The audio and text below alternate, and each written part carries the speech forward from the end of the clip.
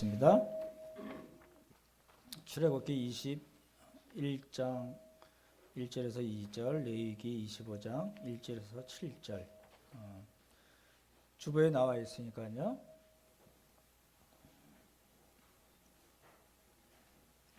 다 찾으셨나요? 우리 형제들이 먼저 읽고 자매들이 읽도록 하겠습니다. 형제들 먼저 읽겠습니다. 시작.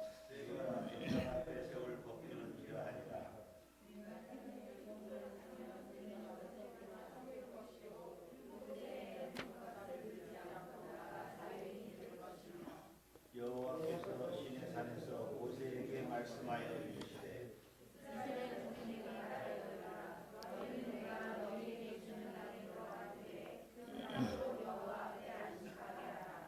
너는 6년 동안 그 밭에 파종하며 6년 동안 그 포도원을 가고 그 소출을 거둘 것이나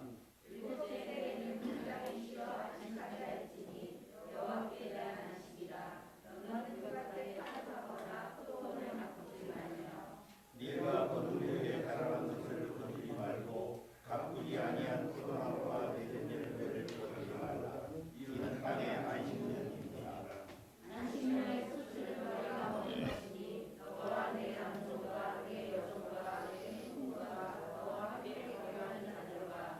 내 약속과 내 땅에 있는 그 짐승들이 다 그 소출로 그것을 삼을지니라. 예, 신명기 15장 한 절 더 읽도록 하겠습니다. 15장 1절에서 2절.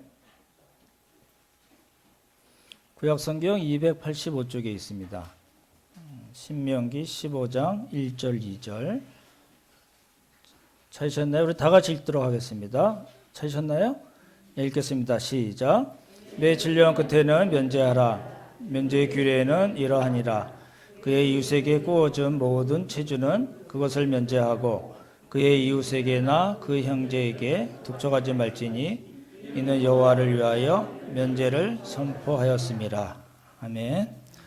예, 다들 살아서 돌아오셨네요. 축하드립니다. 저희가 겪지 못했던 아주 너무 힘든 그런 시기를 저희가 보냈고 또 앞으로도 더 보내야 되지 않나 싶긴 합니다. 불편하시면 제가 마이크를 쓰겠습니다. 많이 울려서 괜찮나요? 울리시죠? 괜찮으신가요? 네. 예.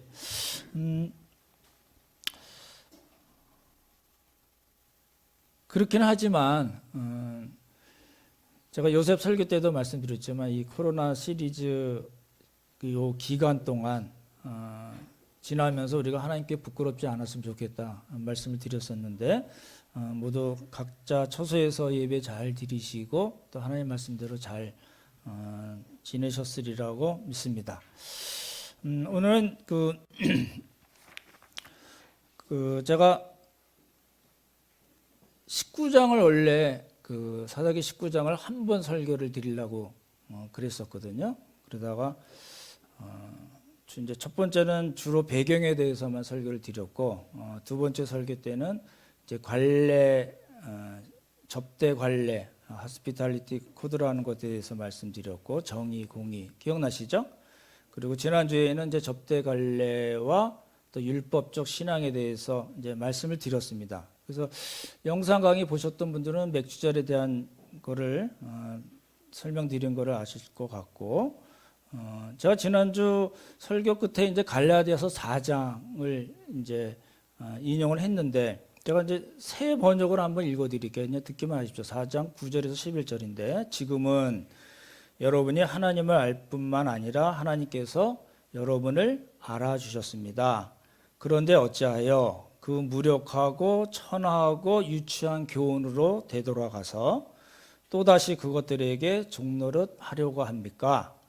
여러분이 날과 달과 계절과 해를 지키고 있으니 내가 여러분을 위하여 수고한 것이 헛될까 염려됩니다. 이렇게 되어 있습니다. 세 번역으로 읽어드렸는데 이제 사사기 19장을 말씀드리면서 이제 이렇게 안식년까지 제가 말씀을 드려서 그 안신령 부분을 좀 명확하게 말씀을 드리는 게 좋겠다. 그걸 통해서 율법적 신앙을 우리가 해결했으면 좋겠다는 이제 취지입니다. 이제 제가 요셉 말씀을 드리면서 브로큰 패밀리에 대해서 말씀을 드렸고, 그렇죠? 그때 이게 우리가 단순히 요셉 이야기로 끝날 것이 아니라 우리 교회 공동체로 적용을 했으면 좋겠다 해서 이제 사사기 넘어오면서 이제 그야말로 깨진 이 사사 시대의 이야기를 지금 쭉 하고 있고, 이거 사사기가 다 끝나면 에스라 느헤미야를 통해서 우리가 하나님의 교회 공동체, 성경적인 교회 공동체를 어떻게 세울 수 있을 건가까지 말씀드리고, 그 다음에 성령론으로 들어가서 성령의 역사로 우리가 그것이 가능하다까지 말씀을 드리려고 합니다. 그러니까 이렇게 나름 이렇게 큰 그림이라고 그러죠. 갖고 말씀을 드리는 거니까 제가 사사기 말씀드리면서 여러 가지 이 교회나 목회자에 대한 이야기를 좀 부정적으로 하더라도 그런 차원에서 말씀을 드리는 거라는 걸 이해를 하시고 들으시면 좋을 것 같습니다. 우리가 믿는 기독교 신앙의 기본 진리, 그러니까 가장 기초가 되는 진리는 성경이 하나님의 말씀이라는 거죠. 여러분 동의하시죠? 그렇죠? 그렇다면 설교도 하나님의 말씀인가요? 이제 좀 헷갈릴 수 있어요. 어떻게 생각하시나요? 성경, 성령의 감동으로 기록된 66권 성경은 당연히 하나님의 말씀이라는 것이 우리 모든 믿는 사람들의 기본 전제입니다. 그렇죠? 만약 그렇지 않다면 우리가 그 이후에 하는 모든 것들은 이루어지지가 않으니까. 근데 이제 그렇게는 안 돼. 우리가 다 동의를 하지만 그러면 설교도 하나님의 말씀일까요? 굉장히 복잡한 문제가 있습니다. 제가 조금 설명을 드릴게요. 왜냐하면 이 설명을 드려야지 율법적 신앙에 대해서 설명드리는 거, 오늘 특별히 안식년에 대해서 말씀을 드리는데 왜 그렇게 성경을 해석하냐를 이제 말씀을 드리기 위해서 그걸 먼저 해결을 해야 될 것 같아요. 질문을 조금 다르게 하면 설교는 정확히 엄밀히 이야기하면 하나님의 말씀은 아니지만, 다시요, 성경은 하나님의 말씀이고 설교는 엄밀히 말하면 하나님의 말씀은 아니지만 설교자가 하나님의 말씀인 이 성경을 제대로 잘 해석해서 전달한다면, 전제가 그겁니다. 잘 해석해서 전달한다면 설교는 하나님의 말씀을 전하는 건가요? 그러니까 이제 설교는 설교를 하나님의 말씀입니다라고 할 수는 없습니다. 그래서 저희가 설교 전에 하나님의 말씀, 오늘 이 본문을 통해서 하나님의 말씀을 전하겠습니다. 하나님의 말씀을 같이 나누겠습니다. 이렇게 표현을 하잖아요. 그렇죠? 그러니까 이제 그런 이야기입니다. 설교가 설교자 개인의 어떤 생각이 아니라 말씀을 말씀대로 전한다면, 성경 말씀을 성경 말씀 그대로 전한다면 설교는 하나님의 말씀은 아니지만 하나님의 말씀을 전달하는 겁니다. 동의가 되시나요? 예, 그 얘기를 하려는 거거든요. 그러니까 설교 자체가 하나님의 말씀은 아니지만 정확하게 해석된 설교는 하나님의 말씀을 전하는 것입니다. 그렇죠? 그렇다면 정확하게 해석이 되지 않은 설교는 뭔가요? 그게 이제 율법적 신앙과 관계가 되기 때문에 말씀을 드리는 거거든요. 정확하게 해석이 되지 않는 채 설교를 하면 하나님의 말씀을 전하는 것이 아닙니다. 어려운 부분이 이거거든요. 그러니까 설교자 개인의 어떤 신학적인 소신이나 신념이나 성경을 보고 자기가 판단하고 또 어떤 주장을 전하는 것이 된다는 거거든요. 설교는 신학 강의나 강연하고 다릅니다. 그렇죠? 그래서 어떤 철학적인 생각이나 정치적인 신념을 강단에서 이야기하면 여러분은 무슨 헛소리하고 있어? 이렇게 하셔도 아무 지장이 없습니다. 당신이 그렇게 이야기하는 건 당신 생각이지 하나님의 말씀을 전하는 것이 아닙니다. 이렇게 판단을 하셔야 됩니다. 그렇죠? 어떤 이제 저희 교회도 오셨던 어떤 교수님이 그렇게 표현을 했어요. 헛소리를 찍찍한다 이렇게 표현을 하셨어요. 저는 그렇게까지는 표현하고 싶지는 않은데 그렇게는 표현하고 싶습니다. 세상에서 가장 비생산적인 시간을 허비하고 있는 것이다. 뭐가요? 하나님의 말씀을 제대로 해석하지 않은 채 설교가 된다면, 그렇죠? 안 들었으면 좋을 뻔한 위험한 시간이기도 합니다. 그렇죠? 이럴 때 이제 성도들이 어떻게 해야 되나요? 그러니까 제대로 해석이 되지 않고 틀린 이야기를 설교자가 막 하면 여러분들은 어떻게 하셔야 되나요? 여러분은 어떻게 해오셨나요? 그냥 듣고 귀 씻고 맙니까?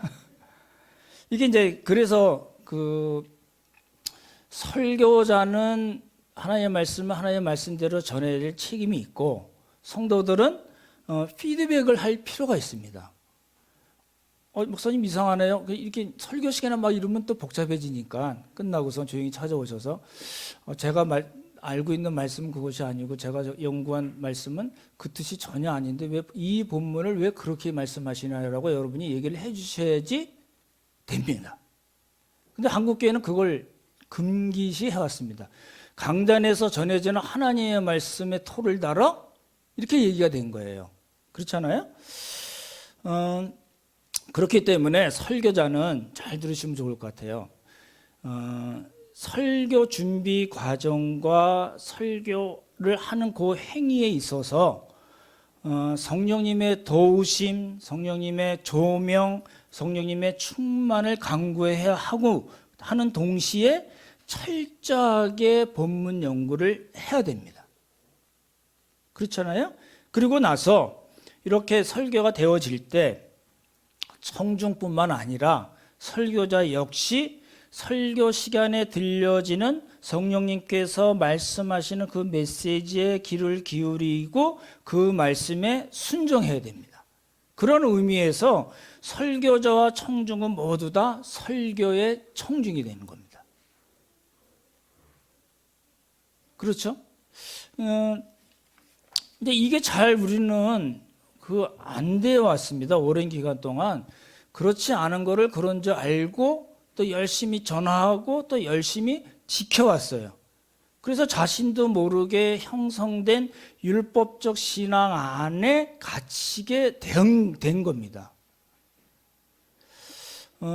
이제 말씀드렸던 이제 맥주절도 그렇고 11조도 역시 그렇고 오늘 말씀드릴 안식년도 그렇고 그렇죠? 어떤 의미에서는 우리가 알고 있는 성수주일이라는 것도 어떻게 보면 율법적 신앙 안에 갇힌 것이 될 수가 있습니다. 주일 성수에 대해서 나중에 따로 말씀을 드릴 거고요. 그래서 아까 말씀드렸듯이 바울이 여러분들이 내가 복음을 전했는데 날과 달과 절기와 해를 구약에 나온 것들이잖아요. 그런 것들 지키면 다시 율법에 돌아가서 종노릇하는 겁니다. 그렇게 되면 내가 복음을 전한 것이 헛된 것이 됩니다. 이렇게 지금 얘기를 한 겁니다. 그렇죠? 그래서 이제 오늘 말씀드릴 안식년 역시 그런 겁니다. 이제 한국교회는 아직도 사실은 율법적 신앙의 뿌리가 너무 깊기 때문에 예수님께서 십자가의 보혈로 이미 다 완성하신 그 율법임에도 불구하고 그 율법 조항을 근거로 해서 안식년을 주장을 해요. 근데 이거 이렇게 하면은 성경을 문자적으로만 해석하고 율법적이 되는 것이다. 그리고 성경적이거나 복음적이지 않다라고 제가 지난번 시간에 단호하게 말씀을 드린 겁니다. 근데 이제 대부분은 안식년에 대한 성경적인 그 신구약의 전체에 나와 있는 것들을 잘 공부를 못했거나 설교를 잘 사실 못 듣고 어느 한 부분만 따서 여러분들이 설교를 많이 들어오셨어요. 그래서 이렇게 말씀을 드리면 내가 알고 있던 거랑 다른데? 라고 생각할 수도 있고 이해가 잘 안 가는 부분도 혹시 있으리라 생각이 됩니다. 그래서 오늘 이제 말씀을 드리는 겁니다. 이제 본문은 나중에 세 본문을 읽었는데 짧게 말씀을 드릴 거고요. 이제 기업이나 대학에서 안식년을 하는 경우가 있습니다. 그렇죠?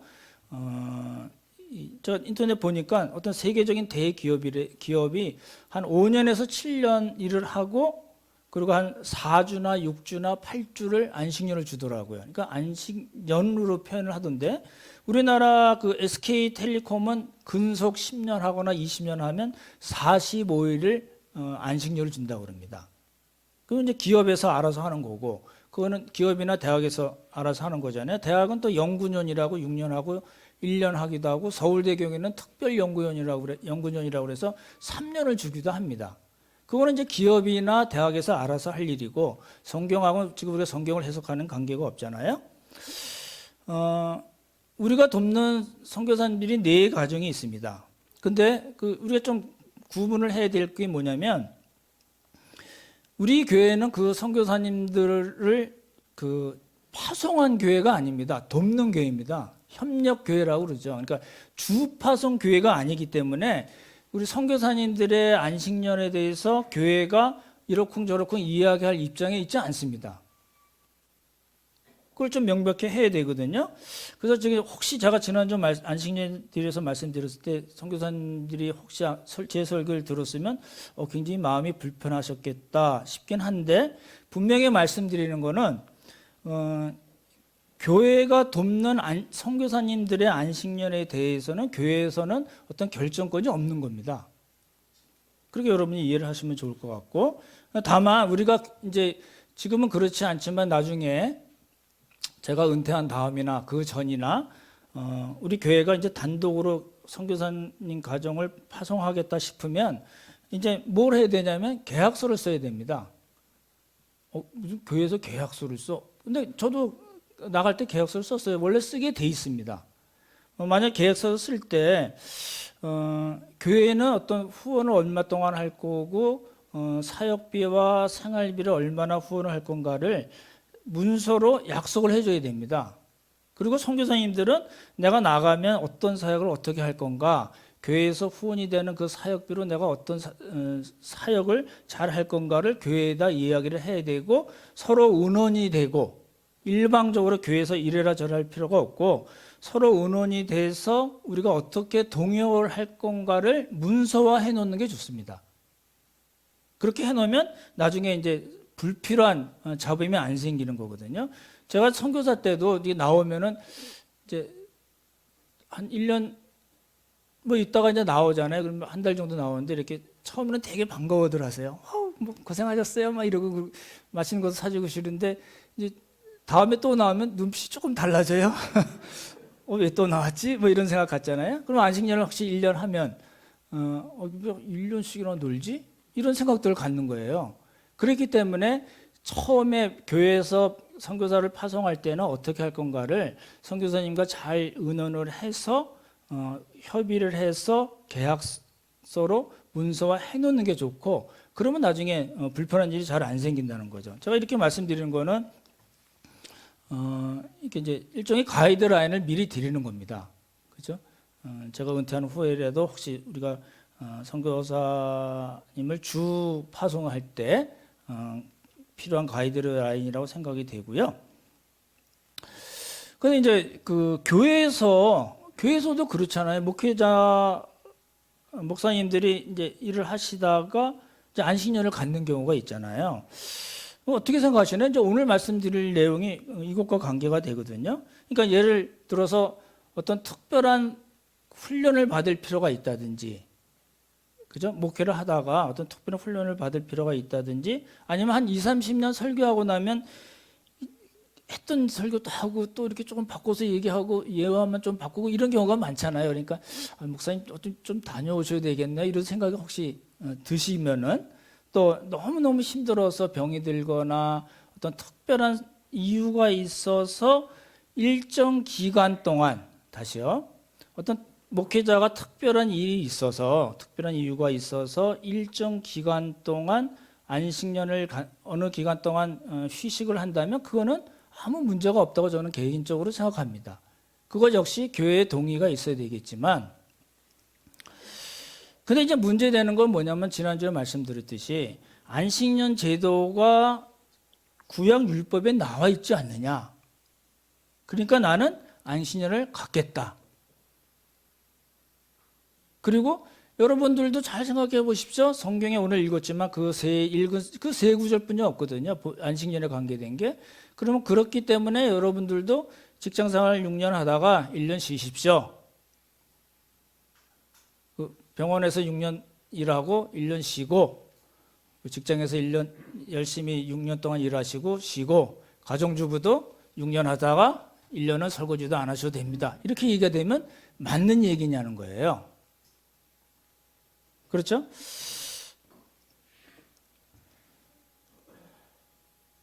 이게 이제 여러 가지 복잡한 문제를 가져옵니다. 교회 재정에도 문제가 되고, 교회 목회상에도 문제가 되고, 부목사님들이 안식년을 갖는 걸 보셨나요? 목회자가 안식년을 혹시 가져야 된다면 왜 담임 목사만 갖고 부목사님은 안 갖나요? 그러니까 이런 복잡한 문제들이 생기거든요. 이게 정말 성경적인 이야기인가를 이제 오늘 말씀을 통해서 이제 보려고 하는 겁니다. 출애굽기 21장 보시면 다시 한번 보실래요? 출애굽기 21장.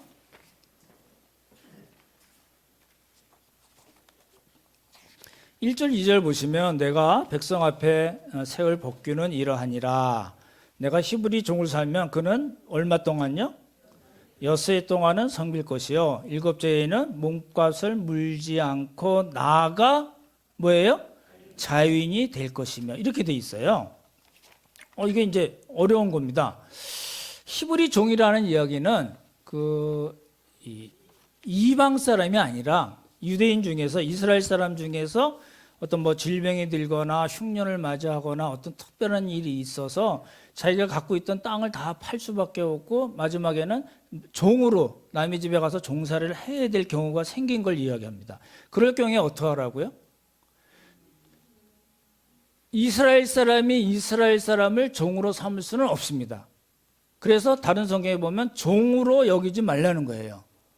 종처럼 일을 하기는 하지만 종으로 신분을 종으로 만들지는 말라는 거예요. 왜냐하면 이스라엘 사람들이 애굽에서 종노를 했기 때문에 하나님께서 그들을 종에서 구원해 내신 일이 있기 때문에 종으로는 삼지 말라는 거예요. 종의 일을 하긴 하지만 신분을 종으로 삼지 말라고 그러고 그것도 6년 동안 하고 나서는 어떻게 하라고요? 몸값을 물지 않는 거예요. 그냥 6년 일한 걸로 땡치는 거예요. 그리고 어떻게 돼요? 자유를 주는 거예요. 그래서 이 사람이 만약에 그래도 그 주인 밑에서 난 평생 하겠습니다. 그러면은 가서 이제 귀를 뚫고 이렇게 못 박는 거예요. 그런 법은 있지만 이 사람이 6년 하고서 난 이제 내 식구들이랑 같이 나가겠습니다. 얼마든지 나가서 된다는 이야기예요. 그게 이제 첫 번째이고요. 두 번째는 뭐냐면 두 번째 보십시오. 우리 레위기 25장 한번 보실래요? 레위기 보기 전에 출애굽기 23장 한번 보시기 바랍니다. 죄송합니다. 출애굽기 23장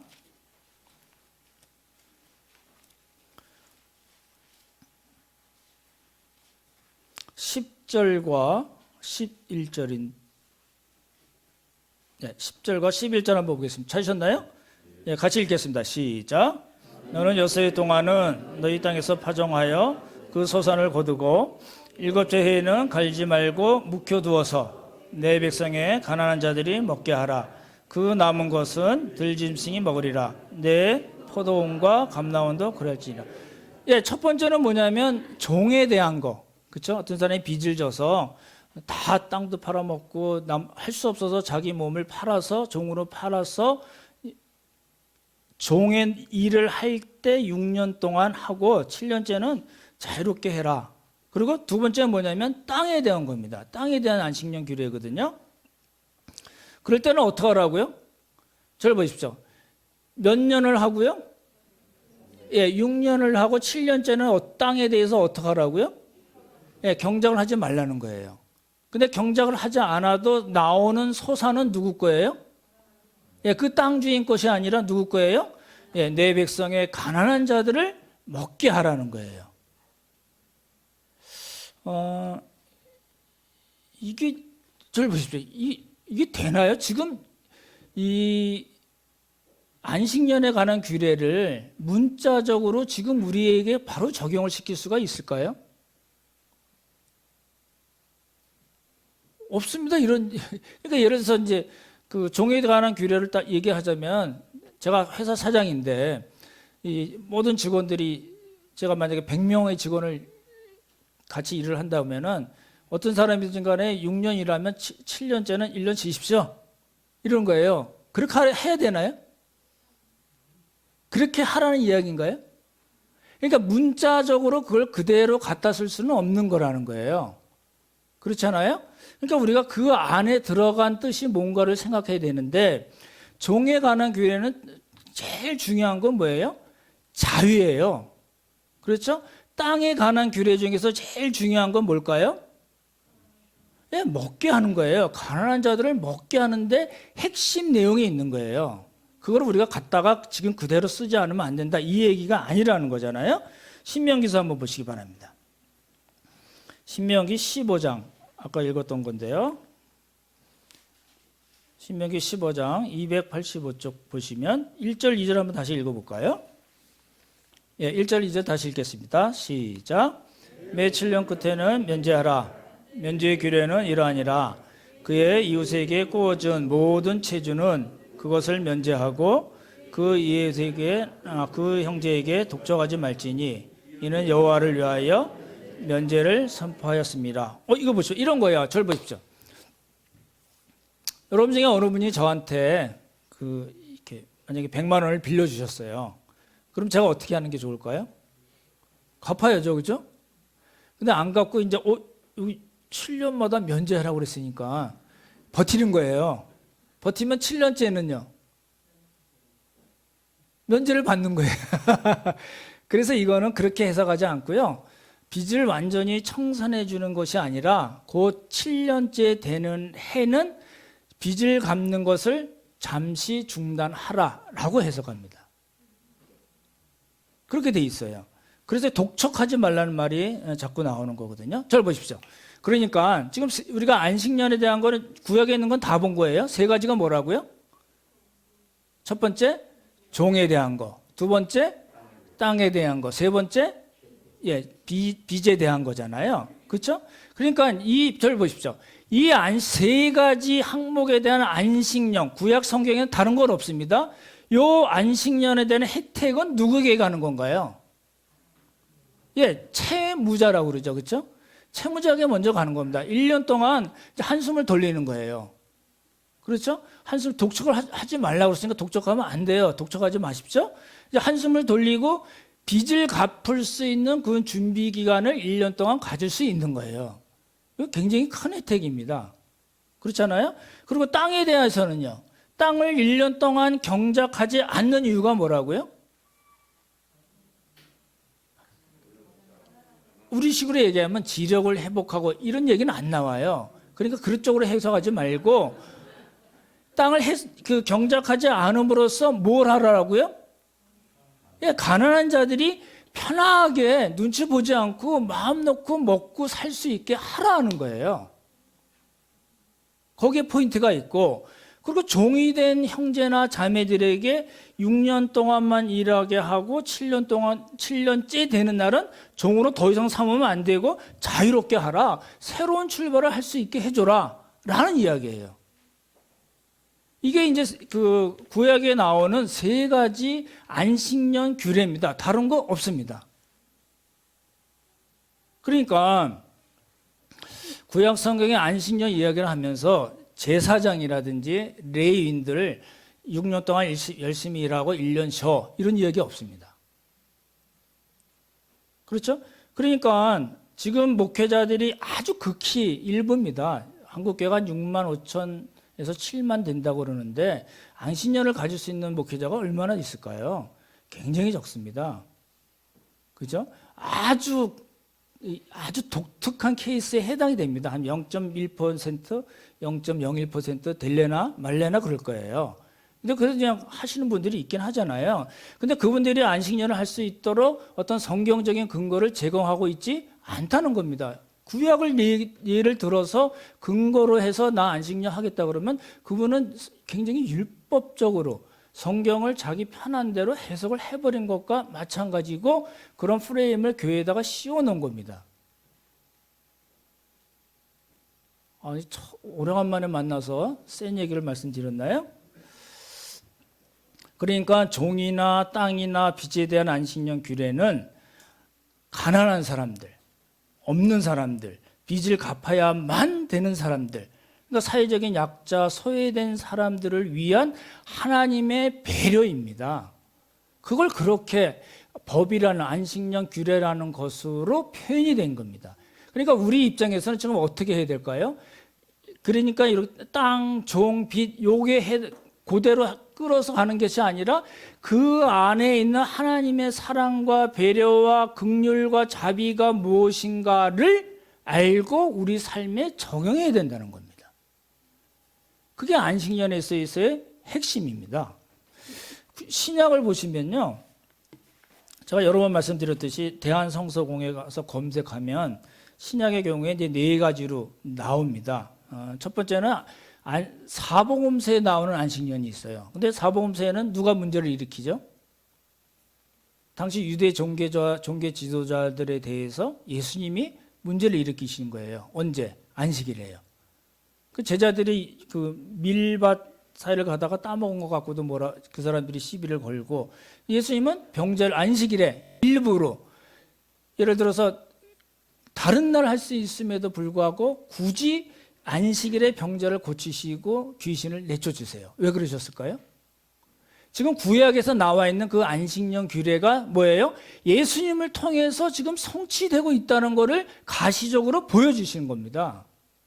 지금 예수님 그렇게 하신 거고, 그죠? 그러니까 진정한 안식이 뭔가, 그 진정한 안식을 주시는 분이 누구신가를 예수님께서 행동으로 보여주신 겁니다. 그리고 이제 그 두 번째는 히브리서에 보면 구약과 신약의 관계를 잘 설명하고 있거든요. 근데 히브리서 보시면 안식이란 말이 8번 나와요. 근데 이게 8번이 다 뭐에 해당되는 이야기냐면 안식일이 예표하는 안식이 뭔가에 대한 설명이에요. 히브리서가 다 그렇게 돼 있고, 사도행전에도 안식일에 대한 이야기가 많이 나오거든요. 바울 이야기 때 많이 나오잖아요. 바울이 언제 복음을 전했을까요? 유대인의 회당에 가서 언제 복음을 전했다고 많이 나오나요? 예, 안식일에. 왜요? 복음을 전하기가 너무 좋은 때이고, 그렇죠? 그래서 이제 바울 입장에서는 안식일을 지키고 안 지키기가 포인트가 있는 것이 아니라 그 안식일에 복음을 전함으로써 듣는 사람들에게 진정한 안식이 무엇인가, 진정한 안식에 들어오려면 어떻게 해야 되는가, 예수 그리스도의 보혈뿐이 없다는 것을 보여주기 위해서 굳이 다른 날도 하지만 안식일에는 굳이 유대인의 회당에 가서 복음을 전한 거란 겁니다. 그러니까 사복음서도 그랬고 히브리서도 그렇고 사도행전에서 그렇고, 골로새서 한번 찾아보십시오. 골로새서 2장 16절입니다. 골로새서 2장 16절 17절.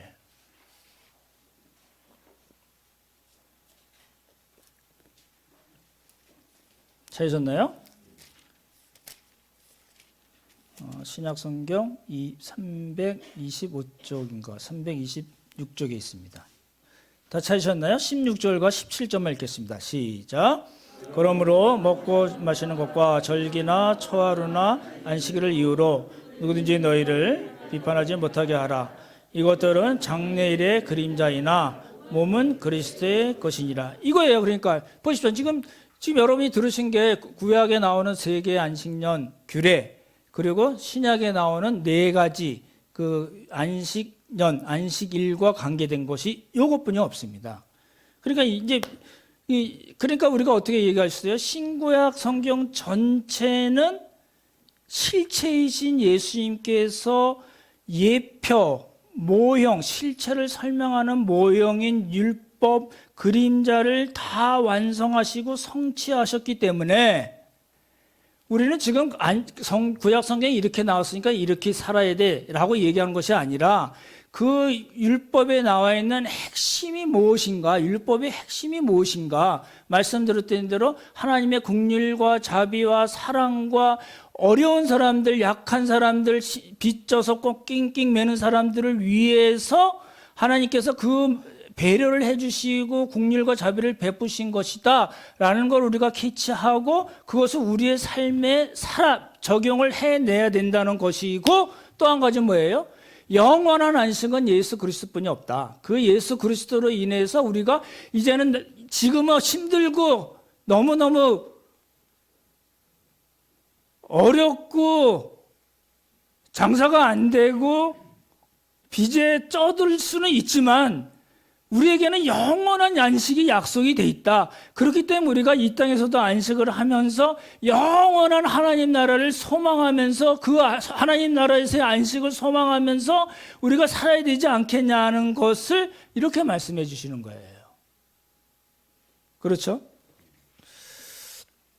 오늘 말씀을 정리하겠습니다. 이제 사사기 19장에 나온 이 레위는 아주 굉장히 율법적인 사람입니다. 율법적 신앙의 아주 전형적인 그런 사람으로 나타나고 있습니다. 우리도 모르게 어떤 프레임에 씌워져서 우리가 만든 게 아니에요. 여러분들이 만든 게 아니고 그렇게 씌워져 가지고 우리도 모르게 율법적 신앙의 뿌리가 남아 있을 수 있습니다. 그렇잖아요? 그래서 우리도 모르게 예수님께서 이미 그것을 다 완성하셨음에도 불구하고 나도 모르게 그것을 따라가는 율법적 신앙을 갖고 있을 수가 있습니다. 그렇게 되면 뭐가 문제가 되냐면 처음에 말씀드렸듯이 하나님께서 원하시는 성경적인 교회 공동체를 만들어낼 수가 없습니다. 교회는 몇몇 목회자를 위해서 존재하지 않습니다. 너무나 이상한 거잖아요. 몇몇 목회자들이 존재하는 이유는 뭔가요?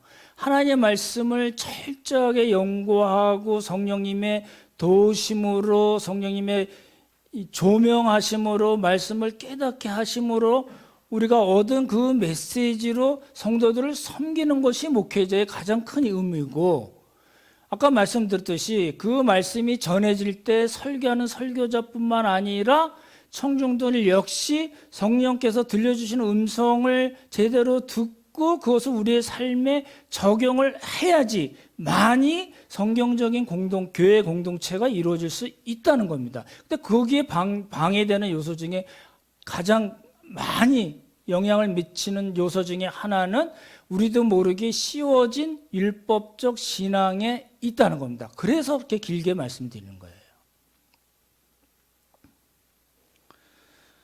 우리는 하나님의 말씀인 성경 말씀에 근거해서 율법의 핵심인 사랑, 긍휼, 자비를 베푸는 삶, 그리고 성령 안에서 자유하는 삶, 그리고 영원한 하나님 나라에서의 안식을 소망하는 삶, 그런 삶을 살아야 되는 겁니다. 이게 하나님께서 우리에게 베풀어 주신 은혜와 축복입니다. 이런 삶을 모두 넉넉히 살고 하나님께서 원하시는 귀한 믿음의 삶을 사는 우리 모두가 되기를 예수님의 이름으로 축원합니다.